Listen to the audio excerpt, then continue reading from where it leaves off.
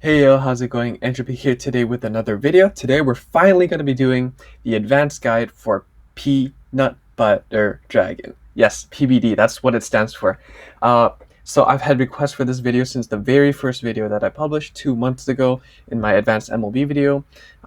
And I haven't done this because I've been procrastinating. I've had some things to do.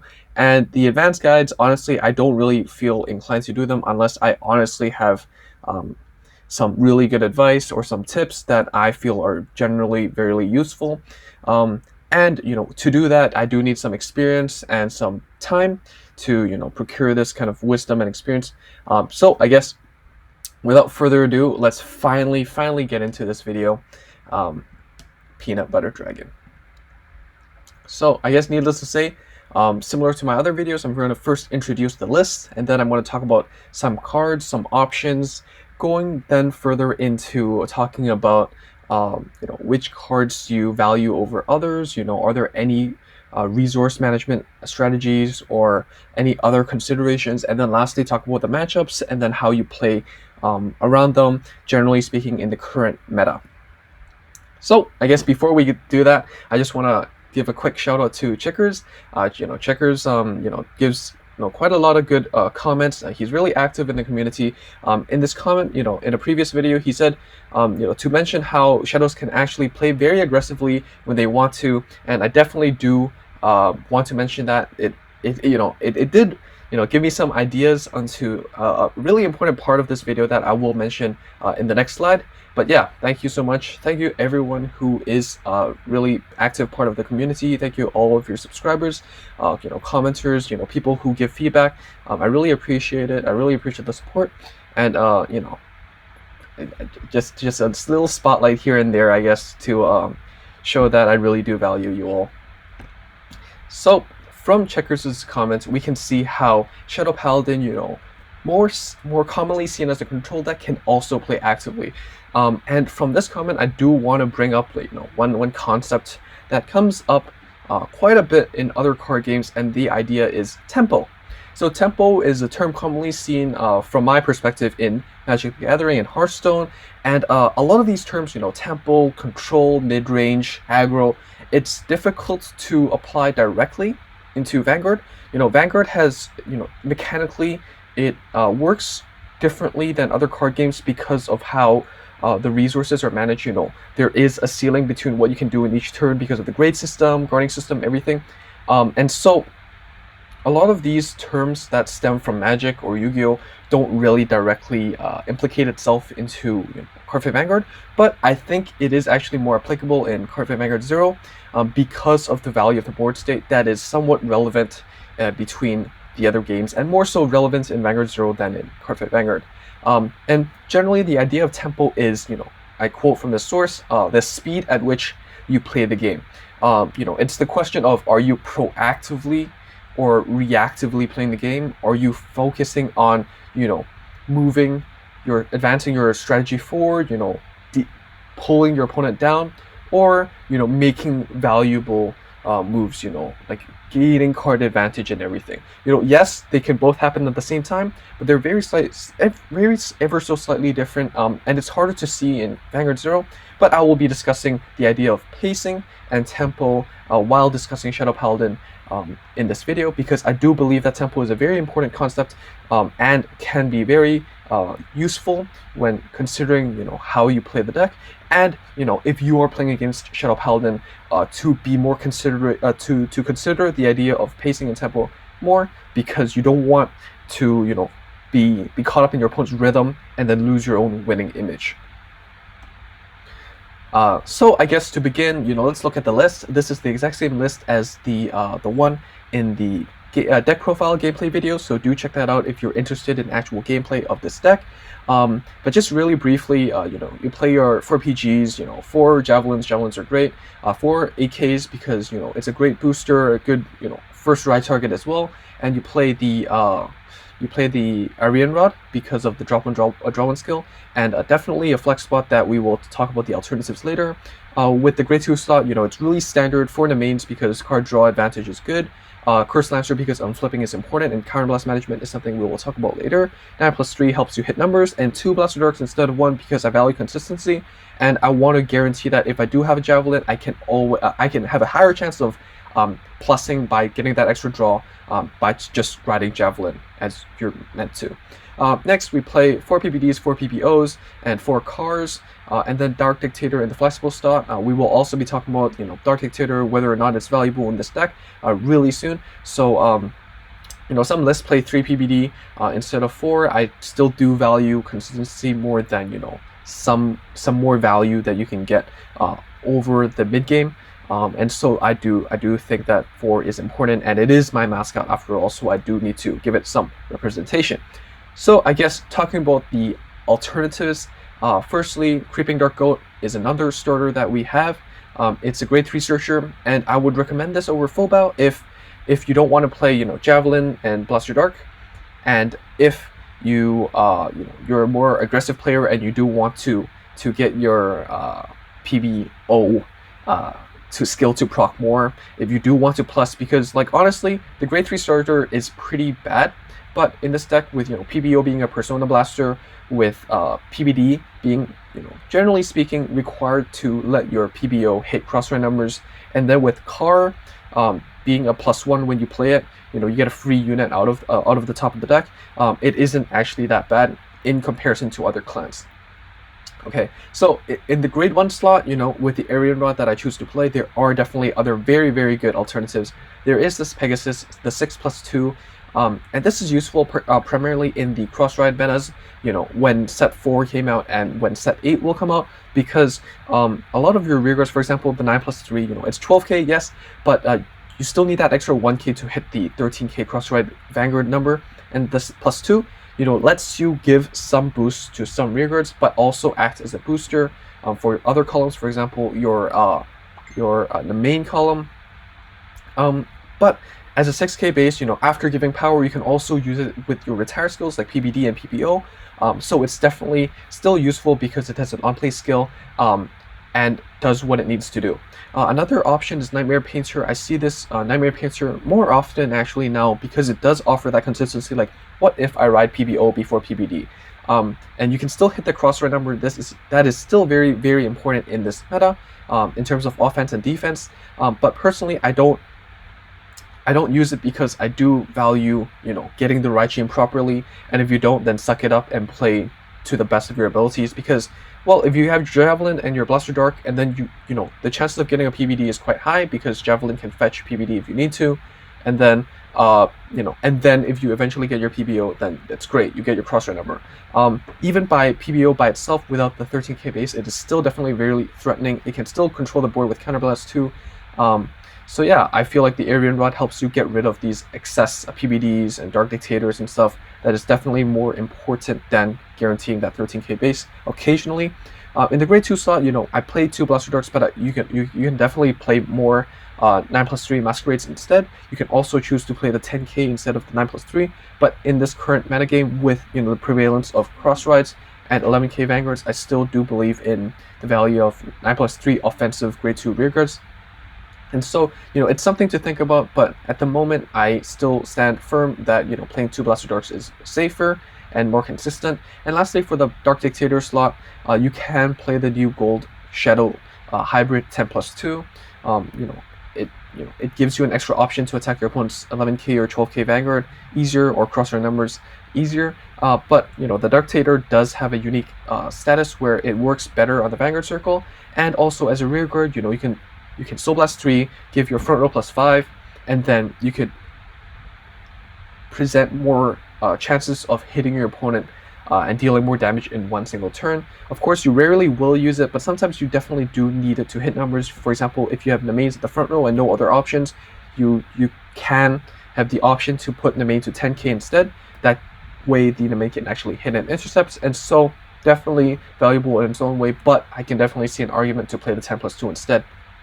On the right side, we have some Gold Shadow Hybrid units like Spectral Duke and Chrome Jailer Dragon. These are definitely interesting units, but they don't really have a specific place in PBD PBO. at the moment or in the near future. You know, if you play Spectral Duke, you have to play the Spectral Duke engine, which I believe is inferior because of the way the deck works. You know, you do have to keep Mulligan for an extra grade 1 to use the on-ride grade 2 skill, and etc. etc. I mean, there's a couple of reasons why, but if you are interested, comment down below and let me know, and I'll try to explain to the best of my ability. And Chrome Jailer Dragon is also a Persona Blast. It is an 11k base, but it's a limit break. It's a really strong card, but again, like, I would rather play the car because it's a stronger rear guard than a Chrome Jailer that potentially is a backup grade 3. This card will come out in set 8, in addition to Platinum Easel and all those other, you know, Asia Circle cross rides. So do look forward to it. Do look forward to playtesting it. It's, you know, it's a really cool card and definitely something that I will test myself. So let's talk about the deck itself. First of all, the Mulligan is Blaster Javelin. You know, if your 5 cards don't have Blaster Javelin, I will try my best to get a Blaster Javelin, because if you get your Blaster Javelin, you get your Blaster Dark, and then if you have, you know, more than one Blaster Javelin and another grade 3, then you have a PBD. Of course, you're sacrificing a trigger for it, but getting that PBD is very, very important because A, it's a really strong card itself, and B, it ensures you that you can go into your cross rate number later on if you do draw into your PBO. And then if you don't have a Javelin in your opening hand, I would recommend you to keep at 1, grade 1, and then mulligan everything away. That way you won't get grade stuck and fall horribly short in the game. That did happen to me somewhat oftenly when I mulligan really aggressively, and you know, the game does not end when you don't get your Javelin, but if you do have your Javelin, it just runs much more smoother. And then another thing is, you know, some people do advise players to keep the main. I do agree, but only if you already have your Javelin. Javelin's the key priority, and then cards like, you know, having in the main, having a PBO, stuff like that, you know, that's secondary. And honestly, as long as you have your Javelin, your engine starts running and you're good to go. Next is your ride targets. On the top, we have our main ride targets. On the bottom, we have our secondary ride targets. Again, I would like to ride the Javelin first, so that you can go into the Blaster Dark, and then you can get your PBD, and then you can go into PBO. You know, that's just how it works. You know, sometimes you can consider going to PBO first if you have an extra copy of it in your hand and you do want to play more aggressively, push out those numbers and crit pressure on. But I would recommend not to, and just focus on PBD first, get the full bow out, get the value out of it, and then go into cross rate numbers.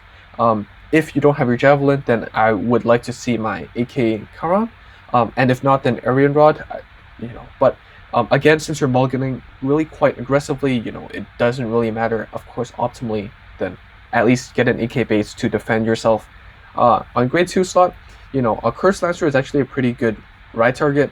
You know, especially if you have a Namain in your hand, you know, you can call up the Namain, ride the Curse Lancer, so then the Curse Lancer can attack, hit, unflip, and it's fine if your Namain can't hit. It's just leave it there as an intercept to help you defend yourself. And yeah, don't overinvest, and always give Namain a booster, because sometimes it's all right to leave it there just hanging and protect you from that 1 extra damage. And then if you can't ride PBD, ride PBO, it's still fine. And this is where the Nightmare Painter tech comes in, because, you know, getting that 13k definitely is valuable. But riding PBO first is still good because of the Counterblast 2 you know, control skill, retire 1 for retire 1, and if you do draw extra copies of it, it is a free skill to Persona Blast, so definitely still really give the deck you know, some aggression and also control over the mid game. So I guess now that we talked about the general list and some mulligan and ride targets, let's talk about some general tips and techs and strategies available for you as a Shadow player. First of all is Counterblast management. So I briefly touched upon this in the gameplay video, but as you can see, there are quite a lot of cards that require Counterblast on the right column, and not a lot of cards that help you, you know, gain that resource back on the left column. You know, you do have your Unflipper and Curse Lancer, and you know, on hit skill is pretty easy to access, much easier to access in Cardfight Vanguard 0 than Cardfight Vanguard. And you also have your heal trigger. Not car doesn't unflip, but your heal trigger does help you heal, especially a counterblasted damage, so then you can use more counterblasts. But you know, other than that, there are quite, you know, a limited number of ways to unflip, but that's, you know, generally the case for most clans right now. On the right side, You have your main that requires Counterblast 1, and then the other units, Blaster Dark, PBD, and PBO, they require Counterblast 2. And so the thing is, right, you only have 6 damage in a game, and if you get 6, you lose. So generally speaking, you'll be using 5. So you do need to manage your resource wisely. Like, oh, do I use more than 2 in the mains? Do I use my Blaster Dark? Do I use my PBD? When do I use it? Definitely something to consider. If you do have a Cursed Lancer, you're more flexible with making these plays. But generally speaking, I'd say don't worry too much about the Blaster Dark ride. With riding Blaster Dark, if you're retiring something, of course, it's Counterblast 2, it's still expensive, it's the same cost as the grade 3s, but you're Counterblasting 2 to retire 1 without any other cost, cost on your field, while PBD and PBO both requires you to get rid of something on your side to get rid of something on their side. And so don't worry too much about the Counterblast with Blaster Dark, it's just much more value. With PBD, you have to consider if you have enough card advantage to push your opponent to play more reactively and make the Counterblast worth it. PBD is a really strong card, and it is the pivotal card of the deck. The deck is named after him, but it definitely takes skill to consider when to use it and how to use it. And all I can say is, it really depends on each game, and I'll talk about the matchups and some guidelines later on. But it's difficult to bring up. And you really do have to get some experience and gameplay yourself. With PBO, Counterblasting 1 to trade 1 for 1, I think the PBO skill isn't actually that bad because you can control your opponent's board when you're already on the crossfire number, generally speaking, and then you can control the pace of the game. Again, this is about tempo, and we will be talking about this again later on. So in the CB management section, just beware that you can, generally speaking, only use 2 of the Blaster Dark, PBD, PBO skills and 1 of the main skills, assuming you don't use Cursed Lancer or heal triggers, and so be wary of that. In terms of retire skills, like what we said just now, it really depends on if you want to be proactive or reactive. If you're going to be proactive and aggressive, retire your opponent's front row because these are intercepts, and your opponent has to invest more to attack you next turn, so eventually you're basically trading more in terms of hitting your opponent's vanguards and rearguards. If you're getting rid of your opponent's back row, playing more reactively, and generally speaking, I'd recommend you to retire your opponent's main column back row, because your rearguard columns, grade 1s can boost grade 1 to hit numbers, but your opponent's vanguard in this meta is generally 11k, and without the grade 1 booster, they can't hit 13. So if you do believe that your opponent is playing low on resources and you want to force them to commit extra resources just so their Vanguard can hit you, especially when their Vanguard is something like Deadly Emperor or cards that require on attack to Vanguard, definitely do snipe their Vanguard back row rearguard, so then they will have to invest grade 1s in the middle column instead of instead of the side columns, which are more flexible, and then put them into a more reactive state. Okay, so PBD versus PBO. PBD gives you that extra crit pressure in addition to the retire skill. It has full bow synergy, which is why I do really recommend riding it first, because you get that extra 5k. This was not existent in the TCG, and it's so much synergy with PBD. PBD does require quite a hefty cost of 3 units, and by riding PBD you get 1 of that. So it's honestly not that costly, but it still is pretty costly in comparison to other skills. PBO is cheaper, Counterblast to retire 1 for 1, and the Persona Blast skill is free. Generally speaking, you still, if you do have a PBO, you still would ride PBO on turn 4. But in some cases, if you, assume your opponent doesn't have, a lot of PGs, you don't have an extra copy of PBO, and then other factors like, you have a lot of card advantage because you card into car, and you do need to clean up your board, then PBD definitely is very versatile in that factor, in that aspect.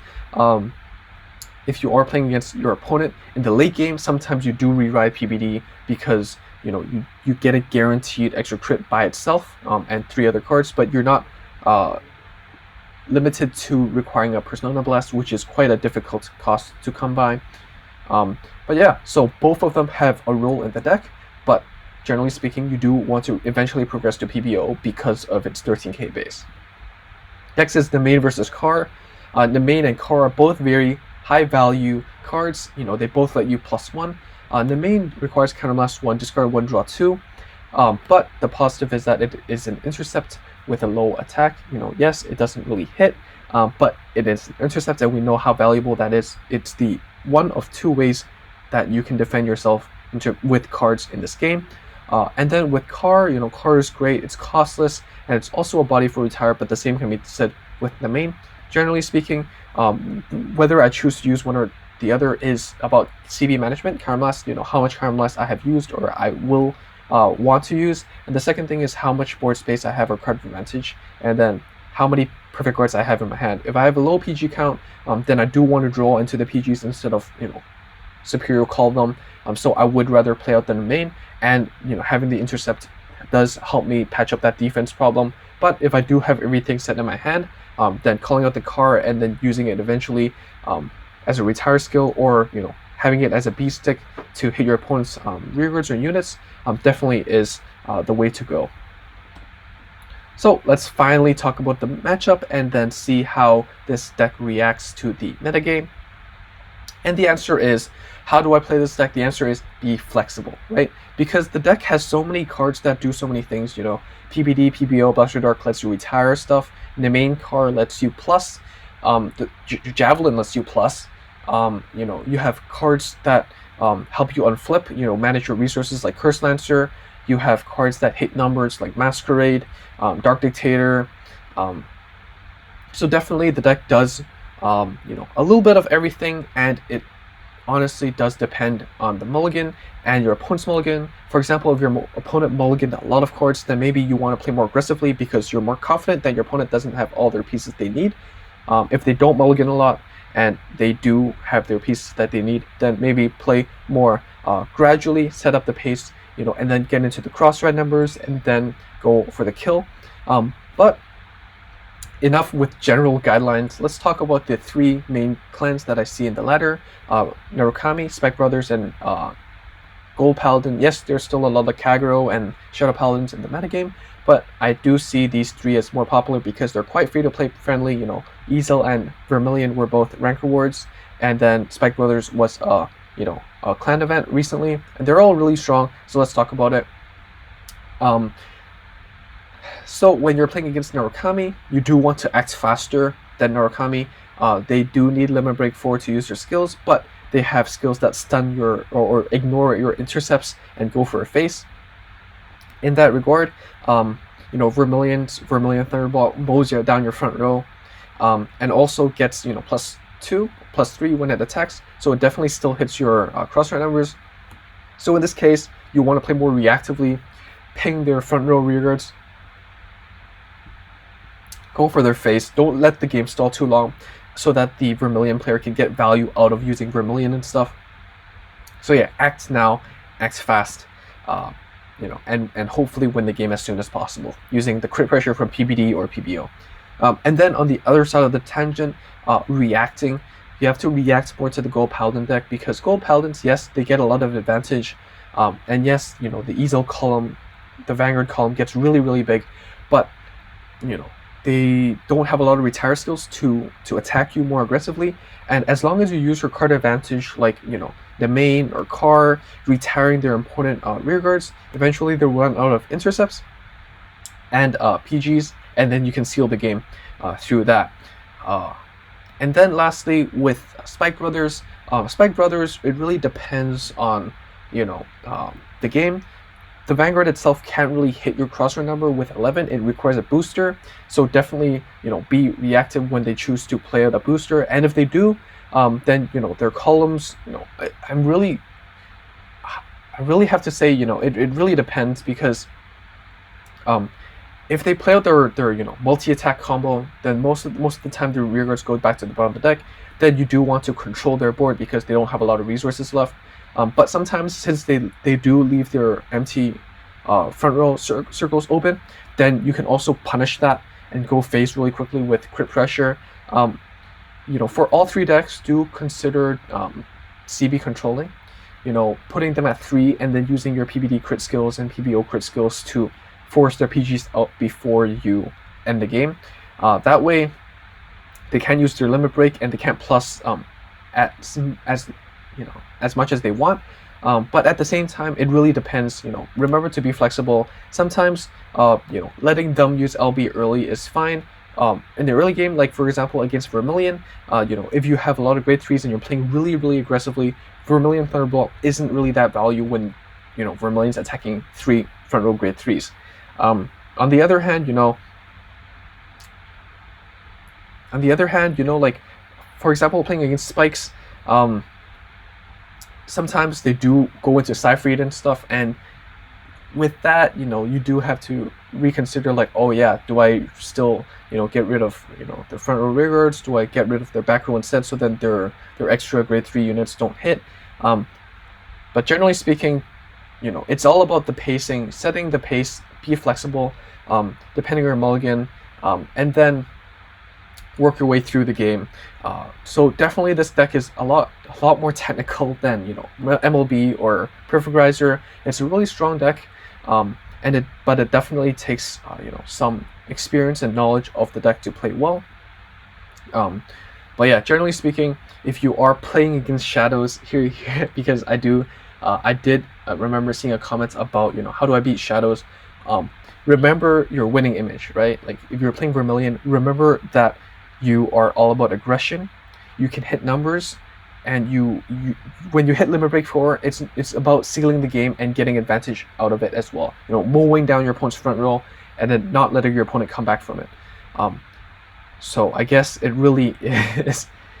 So I guess this video really is a double-edged sword for Shadow Paladin players. But I do hope that I did provide some insight near the end.